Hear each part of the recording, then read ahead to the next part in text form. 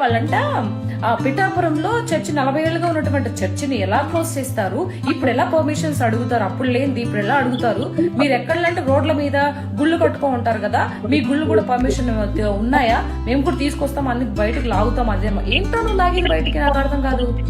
నువ్వు ఎక్కడి నుంచో దేహి అంటూ వస్తే ఇక్కడ మా హిందూ సోదరులు మేము మీకు పర్మిషన్స్ ఇస్తే మీరు బతుకుతున్నారు.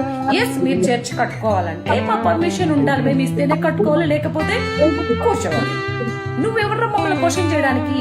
ఈ దేశం మాది, మాకు ఇష్టం వచ్చిన చోట కట్టుకుంటాం. మేము చూసారు కదండి ఈ మేడం గారిని. మనం దేహి అంటూ ఈ దేశానికి వచ్చామంటండి. ఇంతకీ మేడం గారు, మరి మీరు ఎక్కడి నుంచి వచ్చారు? పరీక్ష నుంచా? అంటే మీరు పర్మిషన్ ఇస్తే మనం ఏదైనా కట్టుకోవాలట. మీ బోర్డు పర్మిషన్ మాకేం అవసరం లేదండి. స్వతంత్ర భారతదేశంలో రాజ్యాంగం ప్రకారంగా మేము పట్టప్రచారం చేస్తాం, ప్రార్థనలు చేస్తాం, అలాగే చర్చిలు కూడా కడతాం. అది కూడా రాజ్యాంగం ఇచ్చిన హక్కులను బట్టి.